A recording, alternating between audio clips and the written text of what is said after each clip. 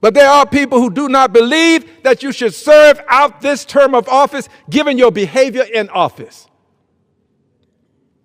There are people who believe that you ought to be impeached, you ought to be convicted, and you ought to be removed. I am one of the people.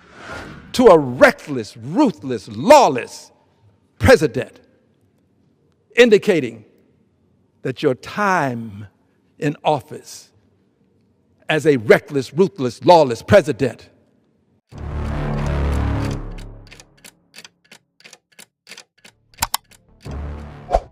Algunos procedimientos, cuando se repiten fuera del ciclo habitual, dejan de ser solo eventos aislados y pasan a indicar un cambio en la forma en que reacciona el sistema. En la mañana del 20 de enero, la Cámara de Representantes de los Estados Unidos celebró una sesión especial para la presentación formal de nuevos artículos de acusación contra Donald Trump. El acto se llevó a cabo en una convocatoria extraordinaria y fue acompañado por un paquete procesal de más de 100 páginas, elaborado por un grupo de 147 parlamentarios de diferentes partidos. La fecha, el formato y el contenido de la sesión la distinguieron rápidamente de otros episodios recientes, no solo por tratarse del tercer proceso de este tipo contra la misma persona, sino por el contexto sin precedentes. El presidente se encuentra simultáneamente en el centro de múltiples investigaciones federales. Es acusado en acciones penales, citado en acciones de inhabilitación constitucional y lidera la carrera presidencial dentro de su partido. La formalización de los artículos se produjo días después de que el Tribunal Supremo rechazara las últimas alegaciones de inmunidad por parte de la defensa de Trump, en una medida interpretada por los analistas como un debilitamiento institucional de la tesis de que un presidente sigue siendo inmune a la responsabilidad judicial común. Esta decisión, sumada a las sanciones impuestas a los abogados vinculados al presidente y a la apertura de audiencias disciplinarias en la Cámara Alta, generó la convergencia que faltaba para impulsar una iniciativa de carácter excepcional, incluso dentro de un ciclo ya marcado por conflictos institucionales fuera de lo común. El documento de acusación fue entregado en mano al presidente de la Cámara durante los primeros minutos de la sesión y tras su registro formal fue remitido directamente al Comité Judicial. El texto se divide en 3 núcleos principales: obstrucción de la justicia, manipulación de testigos y conspiración para defraudar al gobierno federal. En un lenguaje jurídico preciso, los autores organizan los hechos como una secuencia de iniciativas deliberadas que, según la acusación, tenían como objetivo sabotear mecanismos esenciales para el funcionamiento del Estado de Derecho. La primera parte detalla episodios ya registrados en diferentes tribunales federales, entre los que destacan la destrucción de documentos, los intentos de influir en los testimonios y los ataques públicos a los investigadores en momentos estratégicos de la investigación. El segundo se basa en comunicaciones registradas y testimonios obtenidos bajo protección judicial, en los que los testigos relatan contactos directos o indirectos por parte de aliados de Trump, con mensajes interpretados como promesas veladas de beneficios o amenazas de represalias. El tercer núcleo, por su parte, aporta elementos que dialogan con investigaciones anteriores, incluida la del Comité del 6 de enero, y presenta el argumento de que hubo un esfuerzo orquestado para impedir el funcionamiento regular de los órganos responsables de la certificación electoral y la transición de gobierno. Aunque los elementos centrales no son nuevos en su totalidad, lo que diferencia al conjunto actual es el intento de consolidarlos dentro de un proceso legislativo formal, con plazos definidos, garantías procesales ampliadas y la posible consecuencia de la inhabilitación para futuros cargos federales. La sesión, a pesar de su carácter excepcional, no se caracterizó por gestos teatrales. La lectura de los artículos se realizó con sobriedad y los principales líderes de la bancada demócrata optaron por no realizar pronunciamientos extensos en ese momento. Los representantes republicanos, por su parte, reaccionaron de manera fragmentada. Algunos emitieron notas calificando la iniciativa de precipitada o políticamente motivada, mientras que otros, menos numerosos, se mostraron dispuestos a evaluar el fondo de las acusaciones basándose en el material que se debatirá en las audiencias. El propio presidente de la Cámara, miembro del Partido Republicano, autorizó el envío al comité sin objeciones públicas, indicando que el proceso seguirá su curso incluso en medio de disensiones internas. La ausencia de un bloqueo inmediato por parte de los líderes sugiere, según los analistas legislativos, que hay margen para construir una base de apoyo más allá de las líneas partidistas convencionales, aunque el resultado aún depende de complejas articulaciones y de los efectos que las audiencias puedan tener sobre la opinión pública y los parlamentarios indecisos. En el plano jurídico, el proceso debería desarrollarse en paralelo a al menos dos frentes que involucran directamente el nombre de Trump: el juicio penal federal por interferencia electoral y la tramitación de acciones que discuten la aplicabilidad de la 14ª enmienda a su candidatura. Esta simultaneidad de procesos institucionales superpuestos eleva el grado de tensión entre los poderes y desafía los precedentes constitucionales existentes. El debate sobre si es posible o no juzgar políticamente a un presidente que no ocupa actualmente el cargo, pero que busca volver a ocuparlo, sigue abierto. Y debería ser uno de los temas centrales de las audiencias que celebrará el Comité Judicial en las próximas semanas. La resolución en la que se basa el proceso ya prevé audiencias con garantías de amplia defensa, incluida la posibilidad de presentar pruebas, convocar testigos y manifestar la defensa técnica. Estas salvaguardias, según los juristas consultados, se incluyeron con el fin de evitar futuras impugnaciones sobre el procedimiento o la legitimidad del proceso, especialmente ante el historial de judicialización de las etapas anteriores que involucran al presidente. La presentación formal de los artículos, combinada con el contenido de los documentos presentados, ha creado una nueva capa de complejidad para el panorama político estadounidense. A partir de este momento, el debate deja de ser solo jurídico o electoral y pasa a operar también en el ámbito de la estabilidad institucional. Incluso los parlamentarios que no respaldan directamente las acusaciones ya admiten en declaraciones públicas que la acumulación de frentes simultáneos que involucran a Trump exige una respuesta coordinada, aunque no unánime, por parte del Congreso. El Comité Judicial tendrá 30 días para deliberar antes de que la dirección decida sobre el envío de la propuesta al Pleno.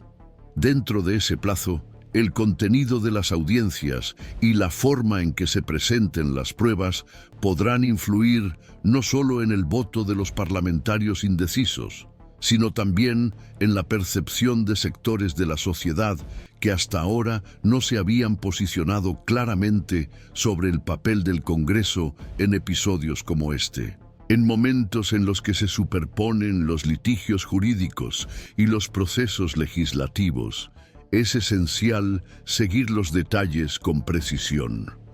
Nuestro compromiso editorial es ofrecer este seguimiento continuo, conectando los acontecimientos del presente con los engranajes institucionales que los sustentan. A partir de ese momento, el proceso pasa a operar en una zona en la que se superponen múltiples ámbitos institucionales. y se presiona al Congreso para que defina parámetros interpretativos que hasta entonces no estaban claramente establecidos. Es en este contexto donde la actuación del Comité Judicial se convierte en el centro gravitacional del enfrentamiento. La comisión, tradicionalmente encargada de analizar el fondo de los artículos de acusación, desempeña ahora una función más amplia. Debe validar la base fáctica de las acusaciones y establecer, con fundamentos jurídicos, si la Constitución permite que un presidente sea juzgado políticamente cuando ya no ocupa un cargo público, pero se postula activamente para uno.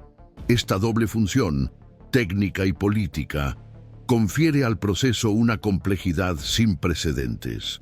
La cuestión deja de ser solo sobre el contenido de las acusaciones y pasa a incluir también el alcance de la autoridad del Congreso frente a una figura pública que se mueve simultáneamente como objetivo del sistema judicial y como agente político en disputa activa.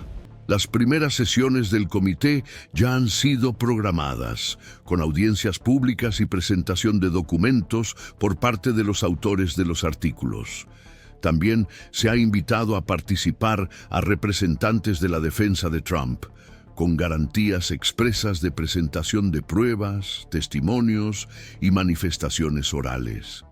Entre los juristas convocados para prestar esclarecimientos a la comisión se encuentran nombres con posiciones divergentes sobre la constitucionalidad del proceso, lo que indica la disposición de los líderes a construir un ambiente de análisis ampliado, no restringido a los propios parlamentarios.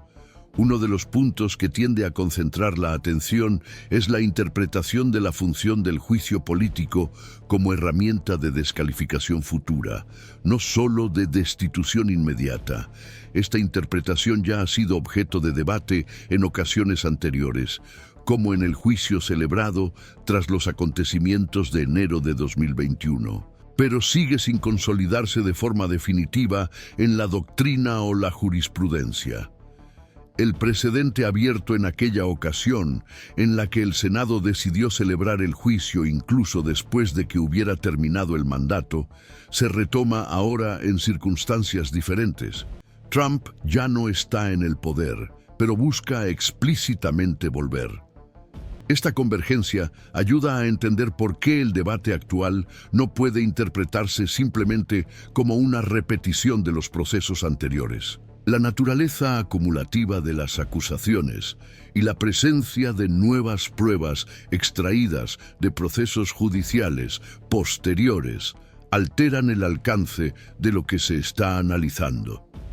El segundo artículo, por ejemplo, se basa en documentos que surgieron tras la aplicación de sanciones disciplinarias contra miembros del equipo jurídico de Trump, en los que se revelan patrones de contacto con testigos considerados por la Fiscalía como intentos de influir en los testimonios. Estos elementos no estaban disponibles en los intentos anteriores de rendición de cuentas.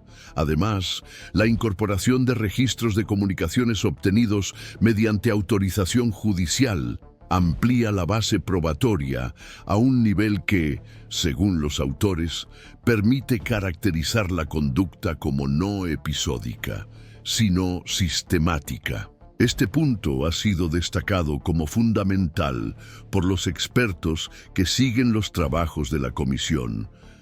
El argumento de que no se trata solo de acciones puntuales o declaraciones públicas controvertidas, sino de una secuencia estructurada de iniciativas con el objetivo de interferir en los procesos institucionales. Es precisamente la naturaleza de esta supuesta estructura la que impone al Congreso una respuesta que va más allá del diagnóstico político. Si los hechos se consideran ciertos y jurídicamente relevantes, la comisión tendrá que decidir si el instrumento del juicio político es aplicable incluso cuando el objetivo ya no ejerce su mandato, pero sigue aspirando a cargos públicos. La ausencia de una jurisprudencia consolidada sobre esta materia aumenta el peso de la decisión. Los parlamentarios favorables a la continuación del proceso han sostenido que la Constitución, al prever la posibilidad de inhabilitación futura como una de las consecuencias del juicio político, autoriza implícitamente la aplicación del mecanismo a ex titulares de cargos públicos. Por su parte, los opositores alegan que esta interpretación amplía de manera arriesgada los poderes del Congreso, transformando el instrumento de excepción en una herramienta potencialmente vulnerable a usos estratégicos. Este enfrentamiento doctrinal, aún en curso, tendrá repercusiones directas en la forma en que los senadores juzguen eventualmente el fondo del asunto si el proceso llega al Pleno. Mientras tanto, los efectos colaterales de la maniobra legislativa ya se dejan sentir en otros frentes. Los tribunales estatales y federales que analizan las acciones sobre la elegibilidad de Trump para figurar en las papeletas electorales han comenzado a mencionar el proceso de destitución como un elemento relevante del contexto. Los gobernadores y secretarios de Estado que trabajan en la administración electoral en al menos 17 estados han anunciado que suspenderán la inclusión del nombre de Trump en las primarias hasta que haya una decisión judicial o congresual sobre su situación. Otros mantuvieron la candidatura activa, argumentando que solo una decisión definitiva de la Corte Suprema puede autorizar la exclusión. Esta asimetría entre los estados, sumada a la indefinición sobre los efectos de una eventual condena en el juicio penal federal, compone un escenario de incertidumbre institucional que realza aún más el peso político de las decisiones tomadas en la Cámara. Al mismo tiempo, el Senado mantiene abierta la posibilidad de asumir un papel protagonista en las próximas semanas. Aunque el proceso sigue estando formalmente limitado a la Cámara, los líderes del Senado ya han indicado que, si se aprueban los artículos, habrá un juicio con deliberación sobre el fondo, sin que se remita automáticamente a la rechazo. Esta señal, hecha públicamente por el líder de la mayoría, refuerza la percepción de que el entorno político institucional se prepara para abordar el proceso no como un episodio de desgaste retórico, sino como un punto de inflexión interpretativo sobre los límites de la actuación de las figuras públicas bajo investigación. Internamente, el Senado también vive su propia división. Los senadores que votaron a favor de la aplicación de la cláusula de inhabilitación de la 14ª enmienda fueron instados a comentar si adoptarán una postura similar en caso de un nuevo juicio por destitución. Algunos declararon que esperan el contenido de las audiencias y la profundización del análisis constitucional antes de tomar una posición. Otros sugirieron que, a pesar de votar a favor de la cláusula constitucional, ven con reservas la idea de múltiples frentes simultáneos de responsabilización, por temor a un impacto negativo en la confianza del público en el equilibrio entre los poderes. El grado de complejidad de la situación exige un seguimiento analítico constante. Más allá de las repercusiones inmediatas, lo que está en juego es la forma en que las instituciones abordan la superposición de funciones, castigar, proteger y garantizar el funcionamiento del sistema democrático. Es precisamente este tipo de seguimiento el que pretendemos ofrecer aquí, centrándonos en los mecanismos y no en las promesas. El debate que se está generando en torno a este nuevo proceso de destitución va más allá del simple análisis de la legalidad o de las estrategias políticas a corto plazo. Entre juristas, parlamentarios y especialistas en derecho constitucional, existen interpretaciones divergentes no solo sobre la validez de las acusaciones, sino también sobre los límites que el propio sistema debe imponer cuando los funcionarios públicos que buscan la reelección son acusados de violar las normas institucionales. La inexistencia de precedentes claros sobre el juicio político de un expresidente candidato a un nuevo mandato, combinada con la simultaneidad de frentes judiciales y administrativos, crea un escenario en el que las decisiones parciales pueden generar efectos sistémicos incluso antes de que se llegue a una conclusión formal. En este contexto, el sostenimiento del proceso depende menos de la obtención de una condena inmediata y más de la construcción de una respuesta institucional que se mantenga sólida ante el juicio histórico, independientemente del resultado práctico. Según registros y declaraciones públicas, parte de los parlamentarios que apoyaron los artículos argumentan que el juicio político cumple una doble función: responsabilizar las conductas y reafirmar el papel del Congreso ante la creciente judicialización de la política. Para este grupo, al actuar, el poder legislativo evita que el poder judicial soporte solo el peso de las crisis institucionales, preservando el equilibrio entre los poderes. Por otro lado, hay interpretaciones que alertan sobre el riesgo de superposición de instrumentos de naturaleza distinta.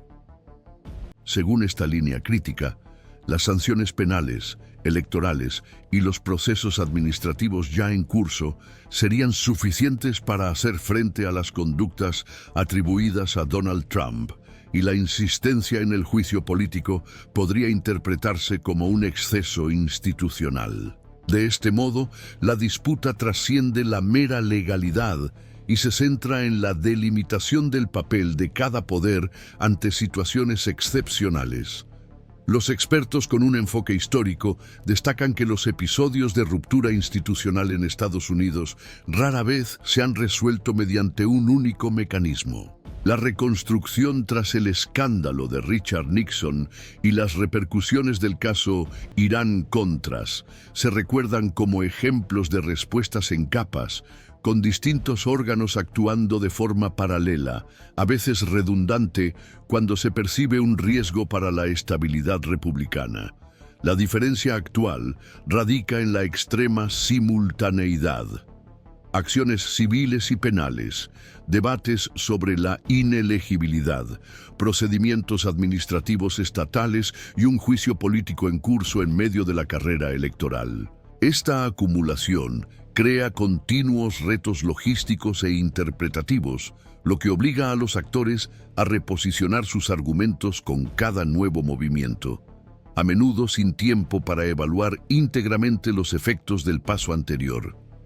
La complejidad del escenario también se refleja en los discursos de los líderes partidarios. Mientras que el presidente de la Cámara de Representantes adopta una postura contenida, evitando manifestaciones contundentes, parlamentarios como Liz Cheney y Adam Schiff sostienen enfoques diferentes para justificar sus posiciones. Cheney, aún vinculada formalmente al Partido Republicano, sostiene que la acumulación de conductas atribuidas a Donald Trump constituye un patrón incompatible con la integridad exigida a cualquier autoridad pública. Y Schiff, por su parte, enfatiza que el nuevo conjunto de pruebas, obtenido tras juicios federales y audiencias disciplinarias, hace que el proceso sea cualitativamente distinto de los anteriores. A pesar de las diferencias, ambos coinciden en que, sin una respuesta legislativa, el Congreso corre el riesgo de renunciar a una competencia constitucional esencial. Por el contrario, parlamentarios como Jim Jordan defienden que la repetición de procesos contra Donald Trump debilita el propio instrumento del impeachment. Para esta corriente, la insistencia en el mecanismo reforzaría la narrativa de persecución política y crearía un precedente para su uso retaliatorio en el futuro. Aunque minoritaria al inicio de la sesión especial, esta visión está ganando eco en los círculos conservadores, a medida que el proceso avanza sin un consenso consolidado en las dos cámaras legislativas. Hasta el momento, no hay una definición sobre cuándo o si el Pleno de la Cámara votará el proceso. Aún así, los líderes demócratas han indicado que la decisión se basará en una evaluación de la viabilidad y el impacto institucional, y no solo en la mayoría simple. En el ámbito jurídico, la Corte Suprema aún no se ha pronunciado de manera definitiva sobre la constitucionalidad del juicio de expresidentes por impeachment, aunque decisiones recientes, como la autorización de juicio tras el fin del mandato en 2021, pueden servir como precedente indirecto. La dificultad radica en consolidar un entendimiento uniforme, dado que la Corte evita posiciones categóricas en temas de alta carga política. Esta contención transfiere al Congreso parte de la responsabilidad de definir los contornos operativos de una cláusula constitucional aún abierta a interpretación. Para algunos juristas, esto debilita el sistema. Para otros, preserva el espacio de deliberación política inherente al funcionamiento republicano. Tampoco hay consenso sobre el impacto del proceso en la candidatura de Donald Trump. Las encuestas indican que parte del electorado independiente valora positivamente el esfuerzo institucional de rendición de cuentas, mientras que sectores del núcleo republicano consideran que el juicio político es ilegítimo y tienden a reaccionar con una mayor movilización. Esta ambivalencia refuerza la percepción de que el juicio político, además de ser un instrumento jurídico y político, funciona como una prueba de resiliencia institucional. La forma en que el Congreso llevará a cabo las próximas etapas será observada no solo por los votantes y analistas, sino también por otras democracias que enfrentan dilemas similares sobre el alcance del poder legislativo en contextos de hiperpolitización de la justicia.